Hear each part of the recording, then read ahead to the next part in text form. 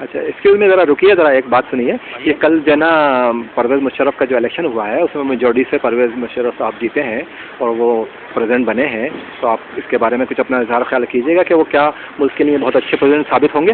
بے شک انہوں نے اب تک ثابت کیا ہے. بہت بہت مبارک ہو پرویز مشرف صاحب کو کہ وہ اتنی بھاری اکثریت سے جیتے. ان کے مخالفین نے ان کے لیے اب تو ووٹ دے دیا ہے، تب تو بات ہی ختم ہو گئی.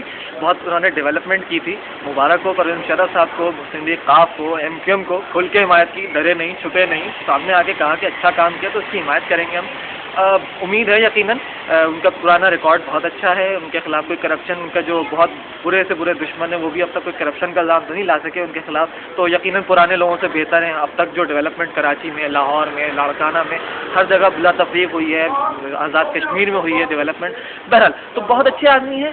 ہم نے تو اچھا ان کو اب تک پایا ہے. ہمیں بہت خوشی ہوئی. ہم بہت مبارکباد کے مستحق ہیں ہماری طرف سے پرویز مشرف صاحب. اور بس ایک میسج دینا چاہوں گا ان لوگوں کو جو بائیکاٹ کر گئے یا جو لوگ استعفے دے گئے.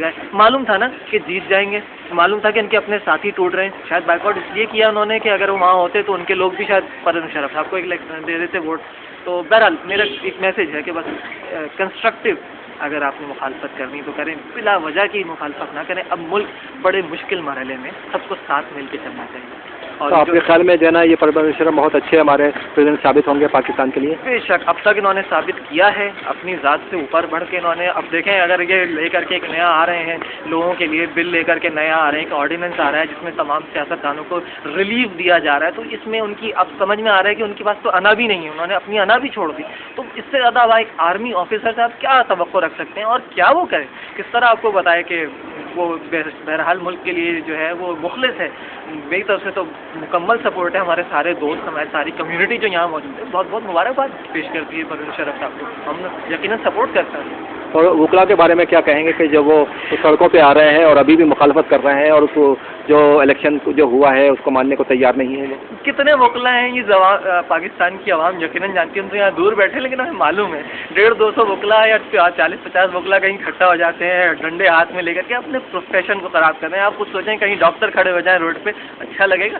کہیں انجینئر کھڑے ہو جائیں. وکلا نے اپنے آپ کو اس وقت مجھے نہیں سمجھ میں آ رہا کس طرف لے کے جا رہے ہیں. چند ایک وکلا ہیں، پڑھے لکھے لوگ ہوتے ہیں. ہم تو جاہل لوگ ہیں. ہم لوگ کو سمجھ میں آتا ہے کہ پتھراؤ نہیں کرنا چاہیے، اس طرح جھگڑا مار کٹائی نہیں کرنی چاہیے.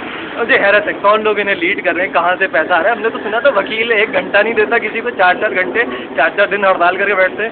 اللہ رحم کرے، پتہ نہیں کن ہاتھوں میں کھیل رہے ہیں. چلیں بہت بہت شکریہ، آپ نے تھوڑا سا ہمیں انفارمیشن دی. شکریہ بہت بہت. اللہ مہربانی.